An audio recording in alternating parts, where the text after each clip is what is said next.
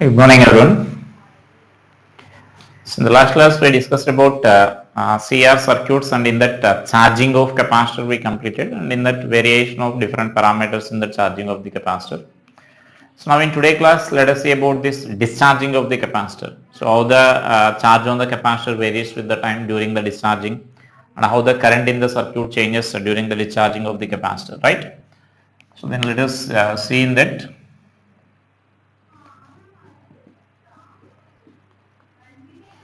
So discharging of a capacitor.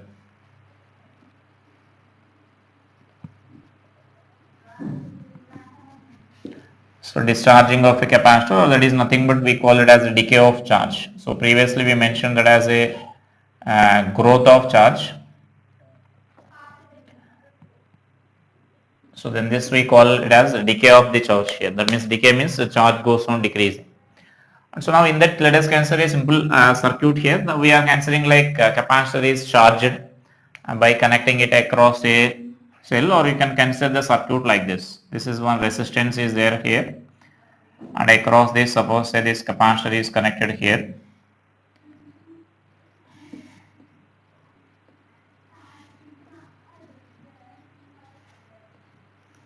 So now we can represent that simply by a two-way key like this, right? So in the previous class, what we discussed is, suppose if these two are connected, then charging of the capacitor will take place. Now after completion of the charging of capacitor, now suppose I am considering that these two are connected together here. So after completion of charging, so the initially say these two are connected, A and B are connected here. Now this switch is shifted from B to C, so that then circuit will be like this. So then simply you can consider like that. Then in that the charge on the capacitor is there, that will go on decreasing here through this circuit. Only this will be the circuit possible for that. So initially you may consider like some charge Q0 is present on this here. So initial charge is Q0 here, and R is the resistance of this R is the resistance, and C is the capacitance of the capacitor. So then here again the same considerations. So during the discharge, the charge on the capacitor goes on decreasing slowly. So during the time, at any instant of time, during that process, at any instant of time, you may consider that charge on the capacitor as Q. And so then you can apply the Kirchhoff law. As I said in the previous class, all the CR circuits will be same procedure only. Just you need to apply the Kirchhoff law for that circuits here. The only application of the Kirchhoff law we need to discuss here. So write that. Consider a capacitor of capacitance C, which is fully charged to an initial charge Q0, fully charged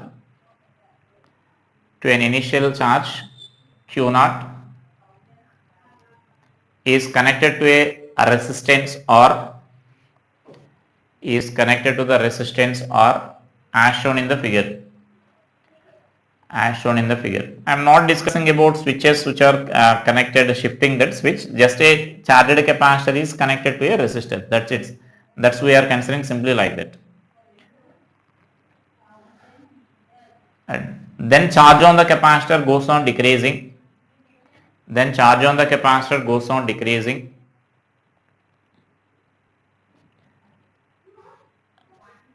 During the decay of charge, let Q be the charge on the capacitor at any instant.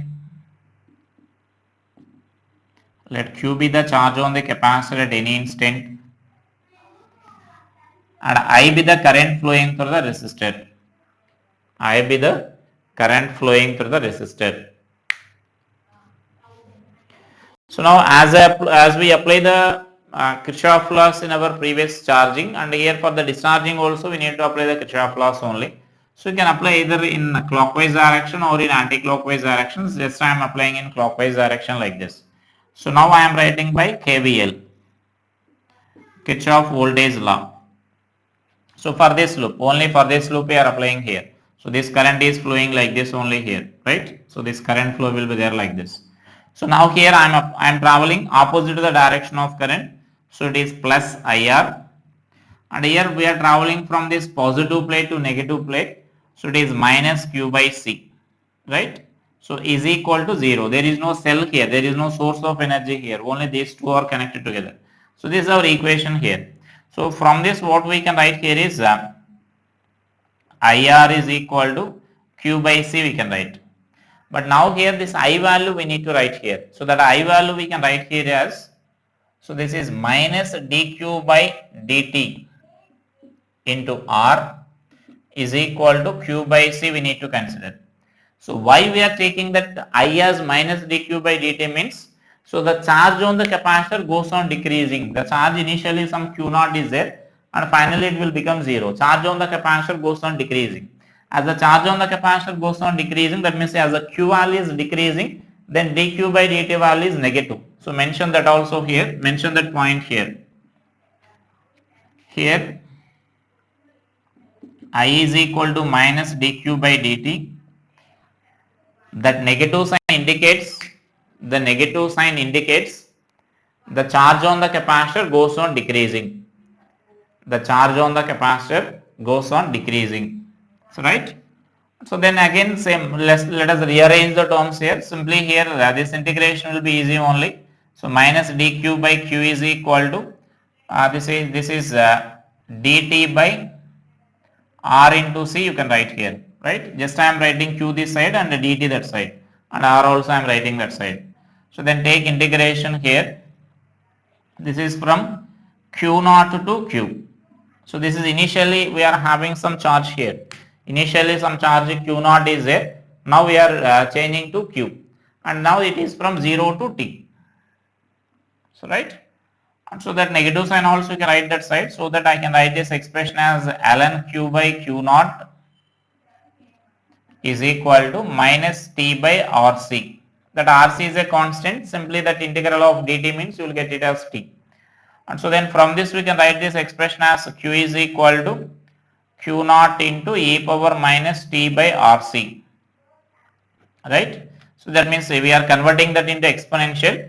And from this I am writing it as a Q naught, Q is equal to here. So this is the charge on the capacitor at any instant of time during the decay of the charge. So that means charge on the capacitor is decreasing according to this equation here. You can observe that in the previous class also we got such an expressions. So whenever you are getting like e power of only that constant into e power of minus t by RC means then that function is decreasing. Whereas 1 minus e power minus t by RC you are getting means that is increasing here. So that means here now the charge is decreasing, so we can mention these values like this. So I can mention this as at t is equal to, I am writing like at t is equal to 0 initially. So this charge is equal to Q naught you will get. T is equal to 0 means e power 0, so e power 0 is 1, so that only Q naught you will get. And at t is equal to infinite time, so then Q is equal to 0, right? So that means at infinite time the charge on the capacitor will become 0. So that means it will take infinite time for the complete discharging of the capacitor here. And so from this also you can observe that the charge on the capacitor goes on decreasing here. Initially some charge will be there, now that goes on decreasing. And so then this is an exponential decay function here. So we can represent like this. This is our Q and T. And so from this maximum value it goes on decreasing like this. So this is a maximum value Q naught here. So from this Q naught value it goes on decreasing like that. That is a variation of the charge with the time. And then here itself we can define the time constant value here. So that means the time constant we can define here it as, so let us define this time constant also here. We defined already during the decay, during the growth. So time constant. So tau. So to define this time constant tau here, again what we defined in for the growth of the current, a similar procedure here. So that means at t is equal to RC if we consider, then charge on the capacitor we can write it as Q is equal to Q naught into e power minus 1, or which is nothing but Q is equal to Q naught into 1 by e. So it is 0.37 approximately will get here. It means that E value if we substitute, logarithmic constant if we substitute, then this Q is equal to 0.37 you will get approximately, right? and therefore this time constant we can write here it as, therefore this time constant is equal to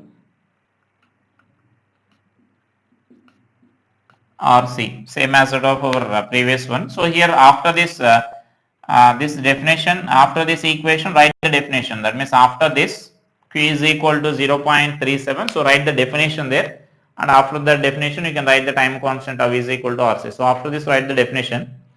So we defined already, now we can also define like this, that is during the decay of the charge. The time constant of a CR circuit, the time constant of a CR circuit can be defined as, the time constant of a CR circuit can be defined as the time in which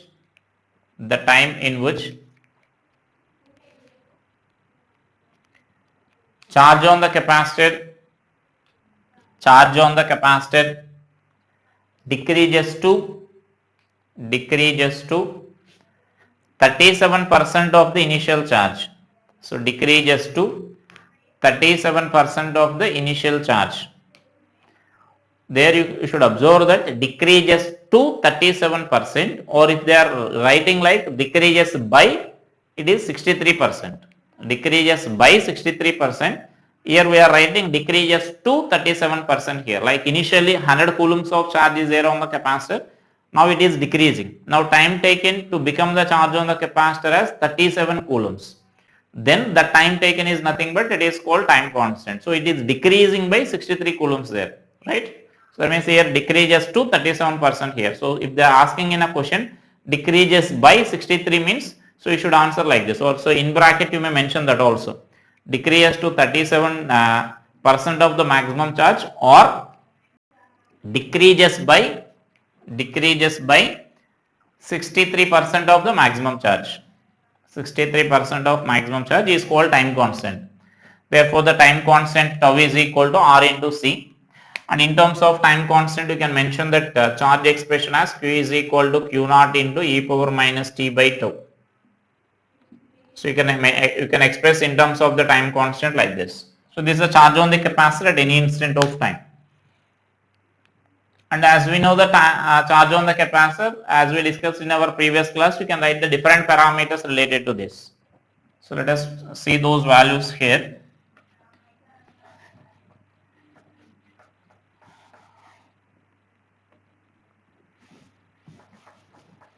So you can define the current and you can define the potential difference. So whatever the parameters we defined previously in the last class, all those parameters you need to define here.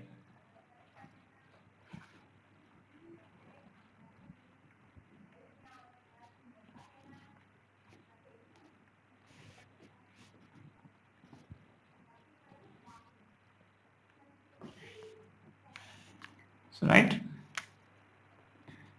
So directly I am taking a circuit like this, you can consider like this. Now let us define the current here. I am defining current in this circuit. So right, so let us define the current. There is Q is equal to, so we define that charge as Q naught into e power minus t by RC, right? So let us differentiate this dq by dt. So dq by dt is equal to Q naught into e power minus t by RC into minus 1 by RC, the differentiation of this.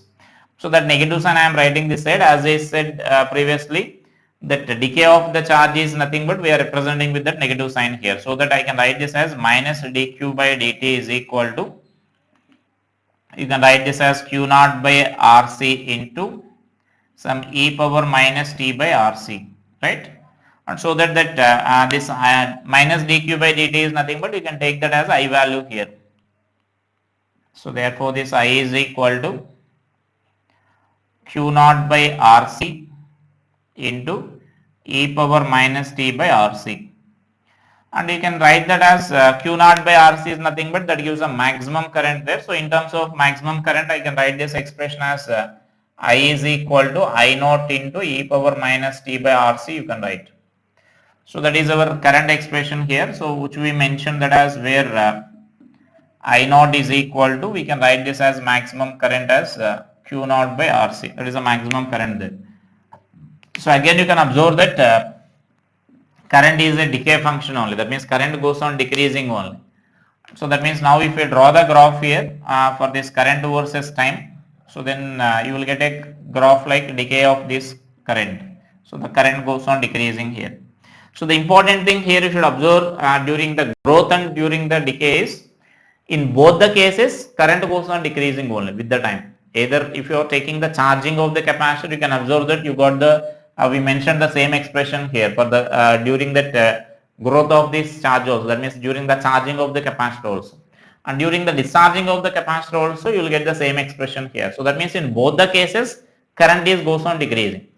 So in the first case the current decreases because the charging of the capacitor is completed. The capacitor, once the capacitor is fully charged, then further there is any flow of the charges, and here the current will become zero finally, because the potential difference across these 2 points or those 2 plates will become zero. That means the total charge will become neutralized on that capacitor. That means finally charge on the capacitor will become zero. Once the charge on the capacitor becomes zero, there is no any potential difference here. So when there is no potential difference, no current flows in the circuit, right? So that means initially in both the cases, initially current will be there and finally current will become zero. So that it varies according to that function, a similar function in both the cases here. So we may mention that point here. During charging of the capacitor or during the discharging of capacitor, during the charging of the capacitor or during the discharging of the capacitor, current goes on decreasing, current goes on decreasing only. So there we mentioned one note during the decay of, during the growth of current, that means during the charging of the capacitor, right? That means when it is charging at the constant rate, the time taken to get the full charge. In a similar way we can mention one more note here. So mention that as a note here, one point you may mention that, or you may mention, write that as a note. That means here so now here the initial rate of decay of the charge, we can write this as, so initial rate of decay, initial rate of decay of the charge is, that means what we need to write here is dq by dt value here. The dq by dt value we need to mention here at t is equal to 0. So that means dq by dt is nothing but this value only. So which we are writing as q naught by rc, right? So which is nothing but this, the rate of decay of this, or if you are taking this rate, that means the negative sign also you can keep here. That means like this negative sign initially we are taking, initially means this value will be 0. And so that if you are considering this graph here, so if you are taking this graph, so for this graph it will become a slope here, the initial slope, right? That means the slope of this curve at the initial point here. That means this is versus q versus t we are taking here. This is our q naught. So then this, if you are taking this, then it will become like this, a tangent. So then the tangent will meet in the time axis at the time tau. That is nothing but the importance of this tangent is, if the charge on the capacitor is decreasing at the constant rate here, the slope of that the slope of this line, that means instead of decreasing like this, if it is decreasing along this direction, so along this direction means it is decreasing at this constant rate here. If it is decreasing at that constant rate, then it will complete, the discharging of the capacitor will be completed only within a time constant of one time constant there. So right, so as we mentioned, it is rate of decay here decreasing. I am eliminating this negative sign here. This decay is nothing but what we are taking the cause of the negative sign in that equation. So I am eliminating this negative sign here, and so now we can write this as so mention this time taken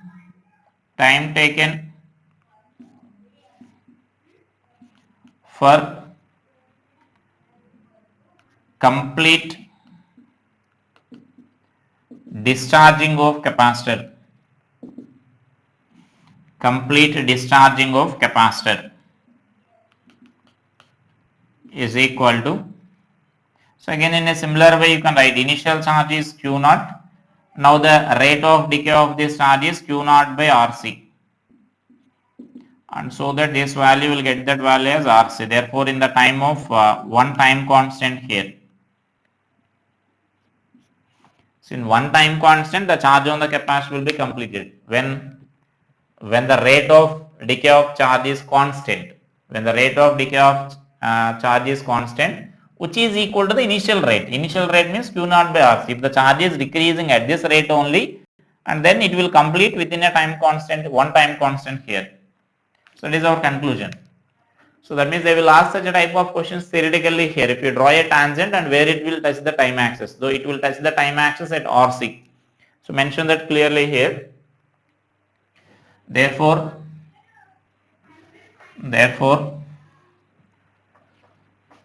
when the charge on the capacitor decreases at a constant rate,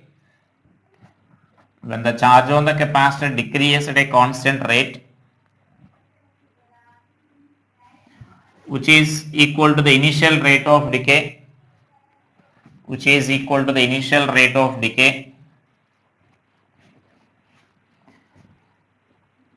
then charge on the capacitor decreases or discharges completely, the capacitor discharges completely, then capacitor decreases completely in the time of RC,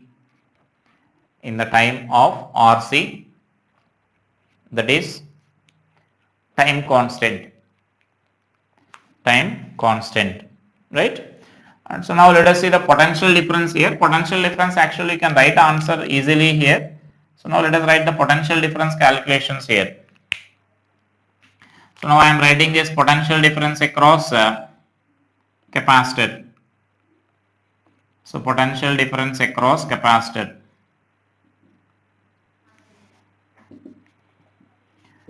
So as we discussed in our previous class, the potential difference across this capacitor is nothing but we can write this as just a Q by C we can write. So potential across the capacitor at any instant you can define like this.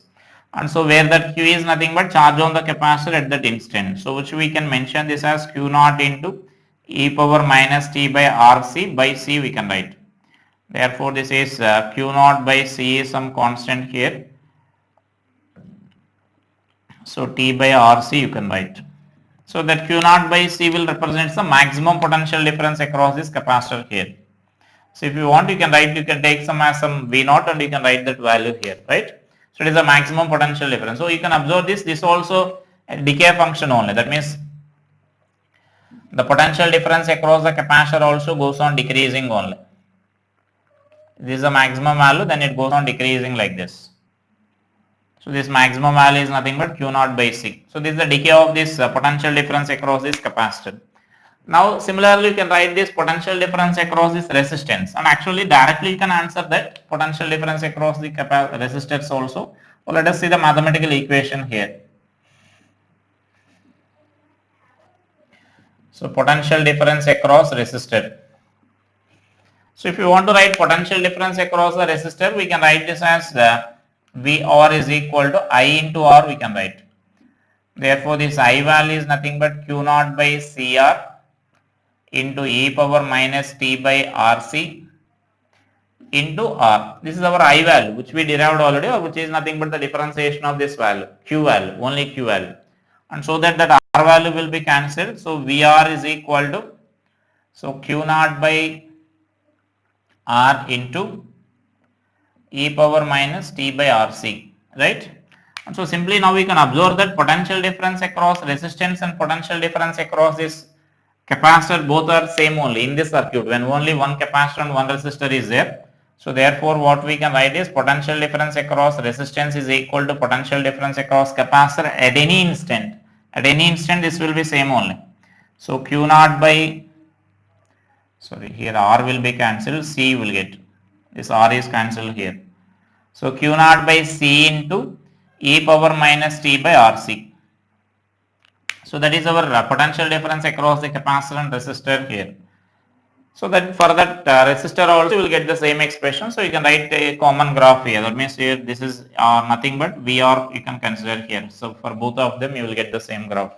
So because only one element is there here, only this is only the providing the potential difference for the circuit, and so then resistance is connected across that. So that means you may consider resistance directly here, then you will get the clarity about that. So that means here if your circuit is like that, you may get some confusion. So that means here what we are getting is potential difference is across same.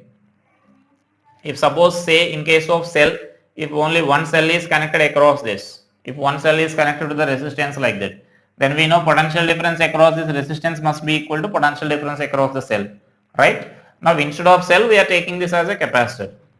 Now potential, because this is only the source for this current here, the current is flowing because of this capacitor only, potential difference across the capacitor only.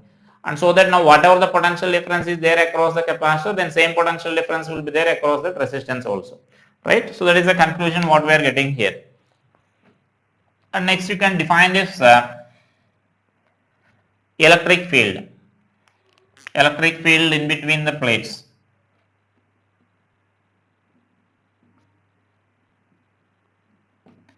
So the electric field. So as we discussed in our previous class, the electric field we can write it as so E is equal to Q by A epsilon naught, we can write net electric field Q by 2 epsilon naught due to positive plate plus Q by 2 epsilon naught due to this Q by 2A epsilon naught due to this negative plate. So when we are adding that, you will get Q by A epsilon naught you will get. And now again you can substitute that Q value here. So when you are substituting that Q value, you can write this Q value as Q naught into e power minus t by RC by this A epsilon naught. And so that this is Q A epsilon naught into e power minus t by RC you can write, right? So that is a electric field variation here. So here electric field is also decaying function only, right? So this also this is the maximum value here, maximum value. So maximum value. So that means this also will go on decreasing here. So if we draw the electric field versus time, so then this also goes on decreasing like this. This is the maximum electric field here. So that maximum is nothing but Q naught by A epsilon naught you will get that maximum value. So it is electric field variation. So if they ask electric field at any instant, you can calculate by using that equation like that.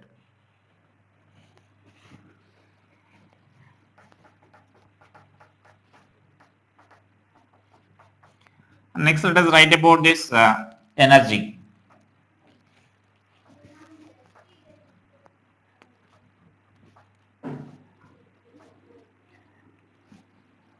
So energy is stored in capacitor. Like our previous class, we can write in a similar way actually all these expressions.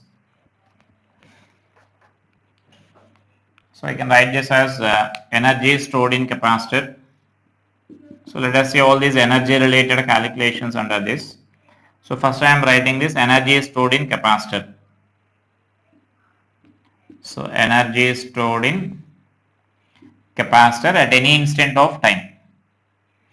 So energy is stored in capacitor at any instant of time means we can write this as simply Q square by 2C I am taking here expression. And so now Q means you can substitute that our expression. So Q naught into e power minus t by RC by 2C. That means this is for this whole square will be there. And so finally what we can write is U is equal to Q naught square by 2C into e power minus 2t by RC, just squaring that this expression. So again you may consider this as some maximum energy or initial energy, you may consider that. So in terms of that you can write this as U is equal to U naught into e power minus 2t by RC you can write. So therefore where that U naught is nothing but our maximum or initial value here. So Q naught square by 2C, right? So this is our initial, this is the energy expression here. Energy at any instant of time. And let us write the rate of change of this energy stored in the capacitor. And so now let us write this rate of change in the term.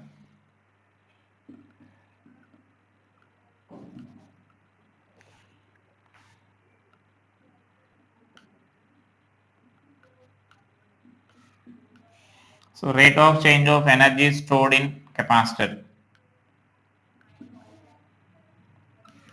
So stored in capacitor, right?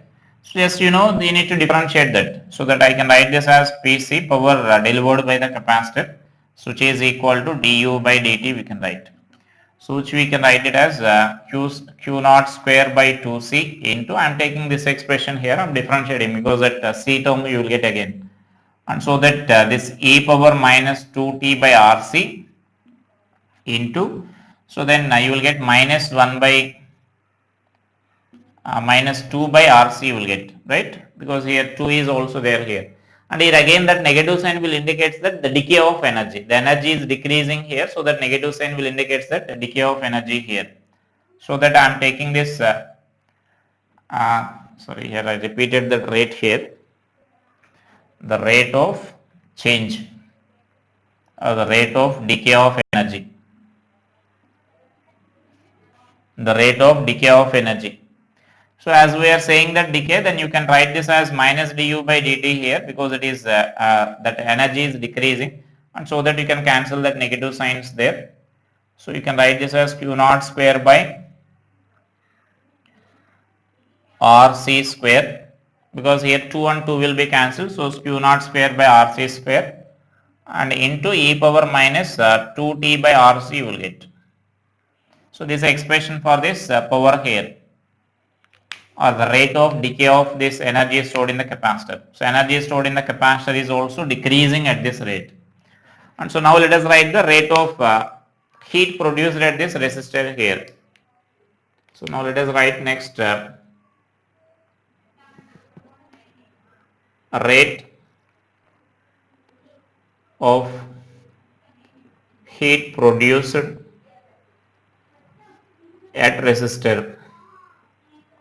So rate of heat produced at the resistor, you can write this expression as, so now this is power at this resistor, you can simply write it as I square, or you can write here, right, just we are using our power formula, power produced at the resistor. So now this power, this current equation we can write it as q naught by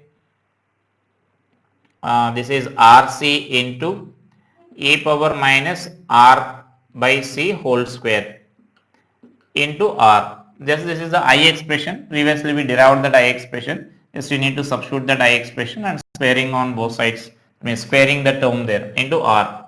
So therefore this is nothing but you can write this as q naught square by r into c square, so here r square will be there and this one r term will be cancelled, into e power minus 2t by rc.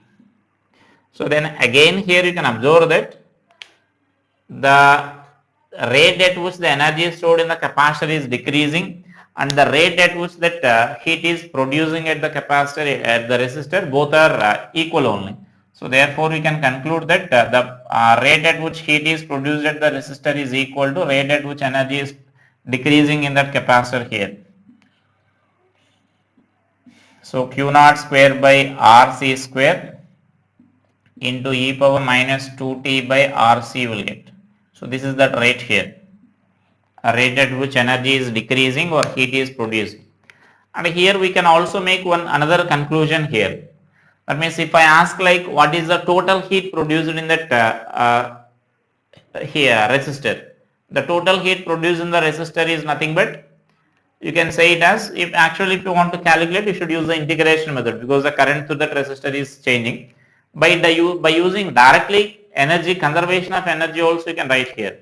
So by using conservation of energy, whatever the energy produced, that means initial energy stored in this capacitor, that energy will finally appear as heat energy at this across this resistance only, because finally the energy stored in the capacitor is zero, right? So they mention that also, that is also important only. There will be problems based on that heat calculations also. So mention that.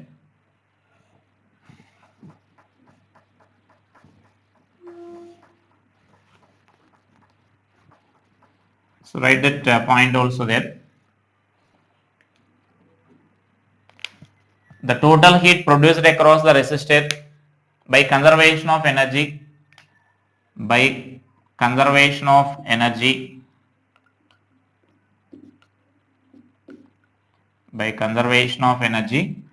total heat produced across the resistor is equal to The initial energy stored in the capacitor. The initial energy stored in the capacitor is nothing but Q naught square by 2C. So mention clearly.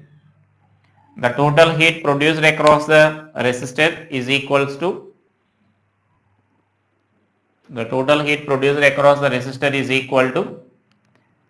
initial energy stored in the capacitor. Initial energy stored in the capacitor. That means if you want to prove this, you can do that calculation like this. Integral of I square r into dt you can take, and this is from 0 to infinity. You can integrate this, and by taking that I value as that expression, this is our I expression, and substitute this and integrate this, then you will get this answer only. So whatever the initial energy is stored in that, that will appear as heat energy in that. And so here the important thing is like if suppose two resistors are there here. This is capacitor and I am taking for example two resistors here. This is a Q naught and this is a capacitance and this is a R1 and R2, right? Now how much heat energy is produced in R1 and how much heat energy is produced in R2? Now they are asking the questions like this. So how much energy is produced in R1 and how much energy is produced in R2? So mention this as the next point here. Just let us add this one more point here. If a capacitor is discharging through the two resistors R1 and R2 as shown in figure, if the capacitor is discharging through the two resistors R1 and R2 as shown in the figure, then the heat produced in the resistors R1 and R2 can be expressed as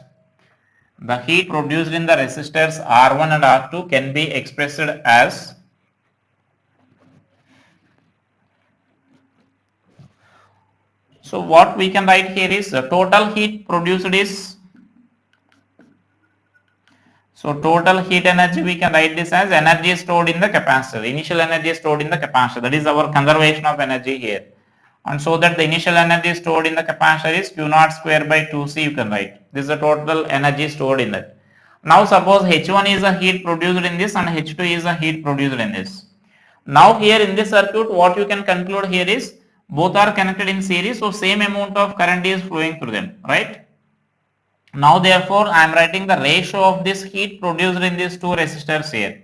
So that we can write it as I1 by I2. Sorry, R1 by R2. I is same here, I square RT formula. So that we can write this as R1 by R2. Is it clear? So I am taking now ratio of these two. H1 and H2 values we need to find here. So then H1 by H2 is equal to R1 by R2 we are taking because I is constant here for this circuit. So I is constant, I is same for both the resistors. And therefore this total value we need to divide in this ratio here. Therefore I can write this H1 is equal to R1 by R1 plus R2 into H. Right? So that means that is our H1 value and H2 value will be R2 by R1 plus R2 into H. That means we need to divide in that values in this ratio here. So like this you can calculate this H1 and H2 values here. So there are 2 or 3 times they asked questions based on this here. How much amount, that means by giving the different resistors in that circuit, how much amount of heat is produced in that circuits, they asked the questions like that based on this. So that simply you need to consider like this.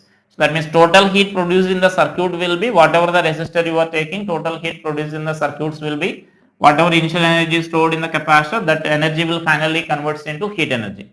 And so if whatever the resistors they are present, then that amount of heat energy will distribute among them. That each resistor will produce some amount of heat energy, but the sum of heat energy produced in that resistor must be equal to this value here, H1 plus H2 here. So this is nothing but our H1 plus H2 value, right? The total heat. So the total heat produced we can just by taking the ratio of this H1 and H2, you can write like this, because here I is same here, both are connected in series like that. So same amount of current is flowing through them, and so that we are just in this ratio we are dividing this H value here. So like that you can calculate that heat generated problems, right? So these are simple basic derivations regarding this RC circuits here. All the problems are not like this. The just procedure is this one, either for this growth or decay, just the procedure is like this. there are different branches. That means 2 or more capacitors may be there, or 2 or more resistors may be there in that circuit.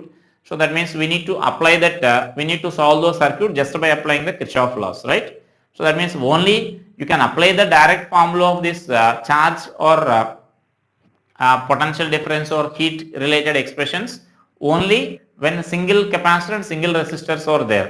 That means for that only you can apply the charge expression and thereby this current or potential difference or electric field remaining expressions. If more number of capacitors or more number of resistors are there, you can't apply it directly. You need to apply, you need to solve by Kirchhoff law, or by calculating time constant also we can identify that correct options given there, right? So that method also will be there. I will explain that finding the effective time constant. You can solve the circuits easily. Or if that another method is by applying the Kirchhoff law. So I will explain both the methods in the next class, right? So these are the basic derivations. So just you derive all those derivations by yourself. Just by watching the class, derive all those derivations by yourself. So that then this you can easily solve the problems also based on the CR circuits, right? Thank you.